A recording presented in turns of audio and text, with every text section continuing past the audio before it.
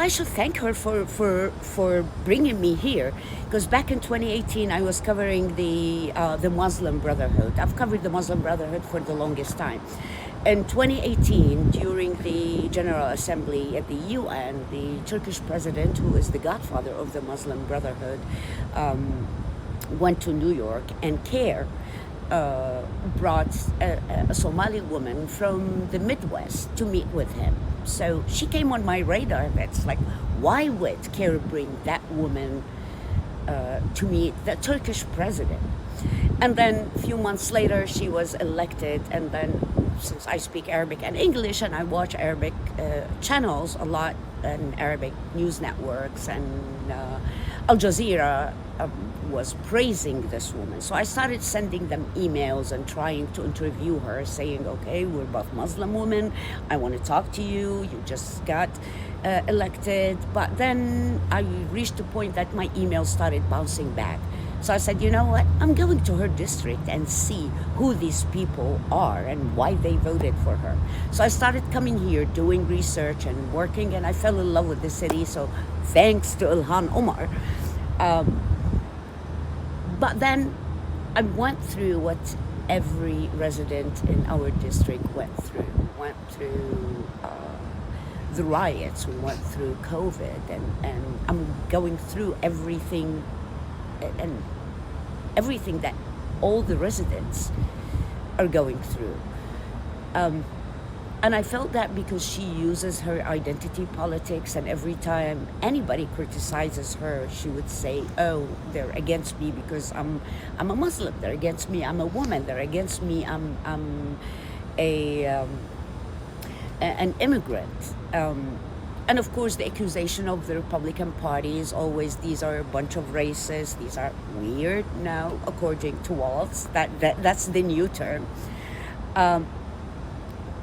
But guess what? I am the living proof that the GOP is a party of inclusion, because I'm the endorsed candidate. I've never felt throughout my life that I've been discriminated against from my party since day one. So we need to break this narrative, and I'm willing to. I fought Saddam Hussein. It's not Ilhan Omar now. Governor Walz has been portrayed in the media as kind of a moderate, as a kind of down the middle kind of person, but yet he has associated and supported Ilhan Omar. Do you see any big difference between Walz's policies and Omar's policies? Are they different? Are they the same? Are they similar? Saying Walz is moderate, just like saying Ilhan Omar is pro-Israel. If you believe that, then you would believe that. Of course, Walz wasn't chosen because of his high profile. They match. I mean, his policies. If we look at what happened in our district in Minneapolis, at least for the past 3 years, it's because of Governor Walz's policies. It was on his watch when the whole world watched our city being burned, and he didn't do anything. He didn't support our law enforcement. He didn't support us. Look at the violence rate and the crime rate. And we are suffering until this moment. And I invite everybody who supports Walz, I invite them to come and see Minneapolis and see how sad our downtown is. Let alone the scandals, let alone the corruption, and he's far from moderate. We wish that we had a moderate governor, but on the contrary, that's what his policies led us to where we are today. What does it say about his leadership skills or leadership style that when the city was burning down, he took a few days to send in the National Guard? Do you think if he had sent in the National Guard earlier, things would have been different? Absolutely. He gave orders to the police officers at the 3rd Precinct to leave, to surrender. And him, with his running mate now, Kamala Harris,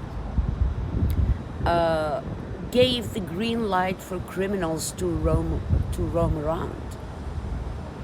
And we're paying the price big time in our districts. And I see America's going to turn into the 5th district, into Minneapolis, if they are in charge.